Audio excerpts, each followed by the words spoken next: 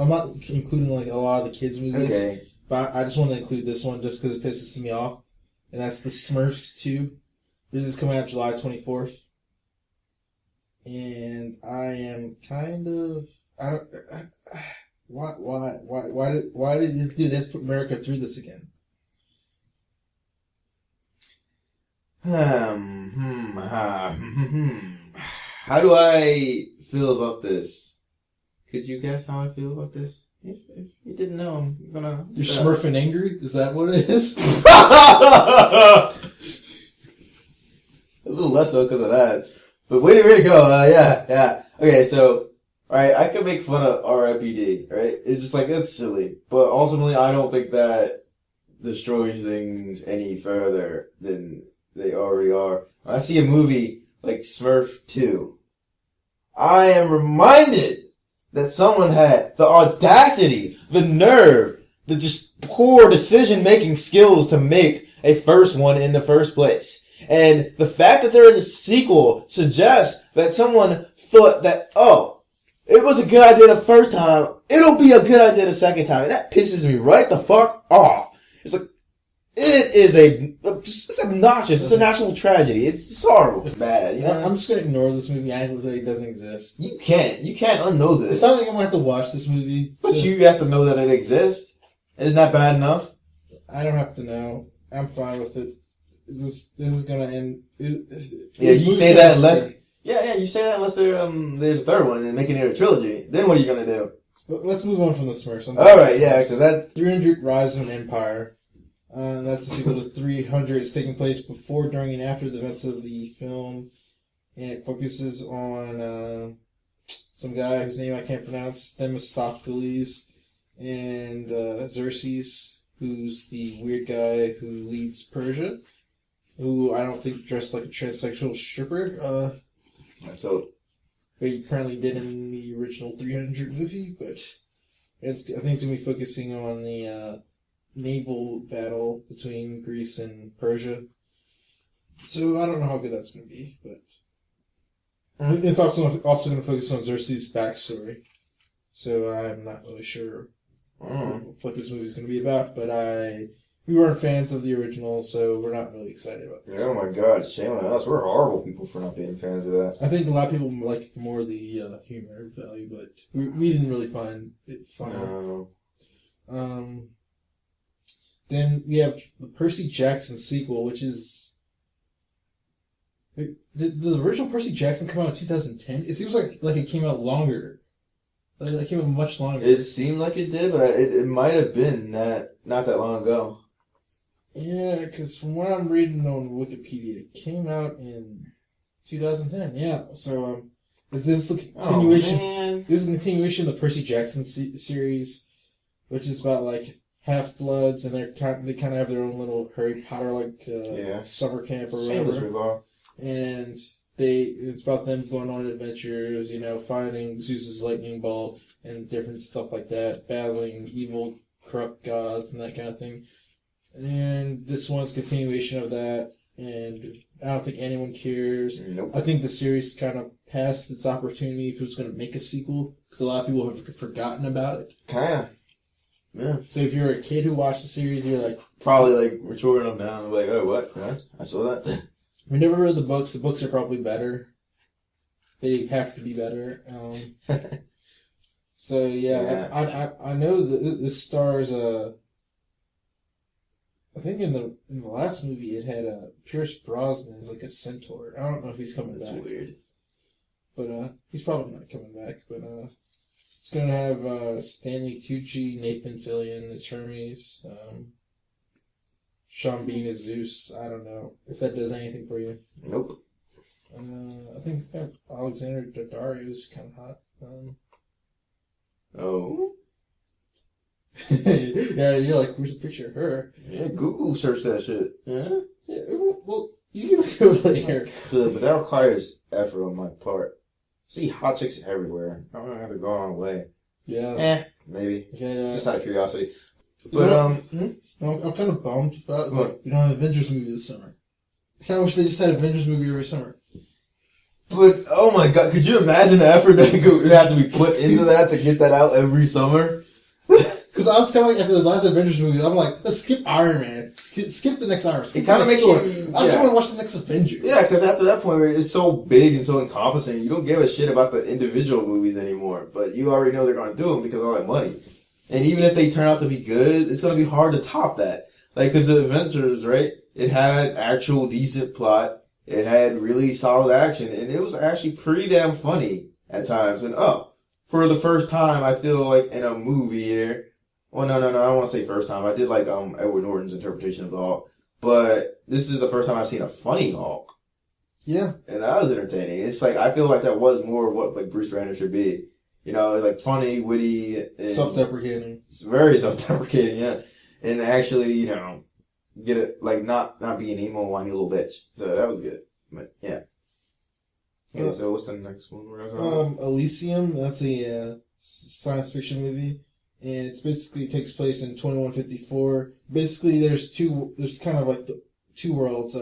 There's Elysium, which is basically a space habitat in Earth's orbit, which is it's kind of like all the rich people live there, and they live in, wealth and decadence and all that stuff. And the rest of us, poor schmucks, live on the overpopulated, crappy Earth. And so everyone's like wants to escape the crime and poverty, and a lot of people need state-of-the-art medical care, but Elysium has like a lot of anti-immigration stuff, so there's a lot of commentary on that. Mm-hmm. And basically, Matt Damon's playing like a character, Max DaCosta, who needs to get on Elysium, and because there's a life hanging in the balance, and so he's going to go up against the mayor of Elysium, who is played by Jodie Foster, and her I guess evil forces, and hopefully save the Earth. Okay, one, it doesn't sound awful or anything. Sounds like it could be interesting. But I'd definitely be curious to see how those two would be in a movie together, Matt Damon and Jodie Foster. It's like, what? Yeah, I think that'd be interesting. Jodie Foster playing a villain. Yeah, that's different. Well, I mean, she's pretty solid, though. She could probably pull it off. The interesting thing about this movie is it's being directed by Neil Blomkamp, who became famous for District 9. Still haven't seen it. Which also had a little immigration thing there going on there. But the interesting thing about Neil Blomkamp is a lot of people are impressed with the special effects for what was considered a low budget with District 9. Oh. He got decent special effects. And so a lot of people were impressed with that. But the thing was, he was the initial guy who was going to direct the Halo movie. And so a lot of people are looking at this. It's kind of like looking at what could have been. Like, because this is going to be another sci-fi movie with space stuff. They're just going to see, like, what he can pull off. It's like, oh, what could this guy have done if he had been given the Halo movie? But apparently Microsoft dicked around with the Hollywood executives. And so the Hollywood executives said, screw you, Microsoft. And... And so there's a whole thing about that. But so he probably won't get a chance to direct a Halo movie in the future. But this, you can get an idea of what it might have been like. Yeah. If he had been able to do it from this movie. Yeah, it's just as well. I don't care about Halo. I know like a lot of people like it, but it's like, But I mean, I'd be curious to see this. Yeah, like the thing about Halo is like a lot of that plot. If you go read, there's a bunch of science fiction novels that takes the plot from. But yeah. And they do a better job. They do a better job of the okay. Okay, I see what you're saying. See, at first, I thought you were talking about, like, there's a bunch of books about that. Yeah, there is a bunch of Halo books. Yeah, because I was going to say, I know that, and I agree. It's like, because it's not, like, completely ripping off, but it's just like, it's mediocre at best, but it's so damn popular. Yeah. Alright, so. Alright, next we're going to talk about Kick-Ass 2. And that's going to be released August 16th in the United States and July 19th in the United Kingdom, so they're getting that before us. Bastards. And this is going to be, Kick-Ass is going to be back, and he's going to be joined by Jim Carrey's Colonel Stars and Stripes. And while Hit Girl tries to live a normal life, but we know that won't last. And Red Mist, who's back, is the motherfucker. The motherfucker. Returns with a army to exact revenge. It's like just, and hence from this point, I will be called the motherfucker. Yeah, I'm looking forward to this one. Oh, definitely. Original Kick-Ass was pretty damn awesome. I'm not going to lie. Yeah, it was good. It was a decent movie. Yeah. And I hope this is going to be based off the sequel comic Kick-Ass 2. And there's certain elements I hope they don't bring into it, which include a rape and stuff. And I'm going to check out the reviews beforehand to see if they don't include certain stuff. Because otherwise I don't want to see it. Yeah, I mean, but you know, that's like a hard thing to include, though, anyway. I mean, they might just decide, oh, it's worth it to leave that out. Besides, you don't really need that to tell the tale, I feel. Do you think it's weird that I see them rather kill a bunch of people than see a rape? No, not really. We've been desensitized to, shameless wanton murder, but rape, it's a little bit more touchy. Yeah, people see people get killed all the time, but, rape is, like, much more taboo, I feel. In real life, it's very different, because they're both horrible, but, like, in terms of, like, video games, TV shows, movies, we're fucking used to, like, violence. But with the rape, it's like, it's so personal in a way, It's like, much more involved, and it's like, damn. And also, it's like, no one needs to see that. Turk from Scrubs is also going to be playing a superhero. What? Seriously? Yeah, so. That could be interesting. He'll also be in there. Yeah, and I'd like to point out, though, I don't know how Jim Carrey's performance will be, but I'll give it to him. They have him looking real different. Like he doesn't really. I mean, you could kind of tell it's him, but he looks very different. Yeah, so hopefully that's good. It better be. I mean, it's just like, come on. If it's not, they just suck. All right, in the last movie we're going to talk about, The World's End. Remember I talked about the idea convergence thing going on? Yeah. This is directed by Edgar Wright and is written by Wright and Simon Pegg, and this is the last of their what they call the Three Flavors Cornetto trilogy. The first being Shaun of the Dead, the second being a movie you love, Hot Fuzz. That was good shit. So this is the third in that series, so I know you're going to want to check this out. And the plot is 5 childhood friends reunite after 20 years to repeat a legendary pub crawl from their youth, returning to their hometown to attempt the fabled pub The World's End. Over the course of the night, they begin... Hey, maybe this isn't about... Over the course of the night, they begin to realize the real struggle is not just theirs, but humankind's, and completing their crawl becomes the least of the worries. Okay. So apparently something with the world ending is going to happen at the same time they're doing the pub crawl. And it's going to be about them, I guess, hashing out stuff over their friendship. So we don't have a trailer for that, but hopefully it turns out funny. Yeah. And it's going to be having, the usual Simon Pegg, Nick Frost, I think the guy who plays Watson from Sherlock's going to be in there. He stars in a lot of comedies also, if you don't know that. Yeah. For people that don't know, he played their version of Jim in The Office. Yeah. Oh God. And British Office. Jesus fucking Christ. Yeah, we have. Yeah. We'll talk. We can talk about that. Oh, we will. But yeah, that's a movie coming out. Yeah. We really don't have much to say because we haven't seen a trailer. Yeah. So for right now, I'm like indifference with the hope of potential. But yeah, we want to see it because we like Hot Fuzz and we want to. Yeah. Oh God, that was really well done. Yeah. So hopefully they can keep that up.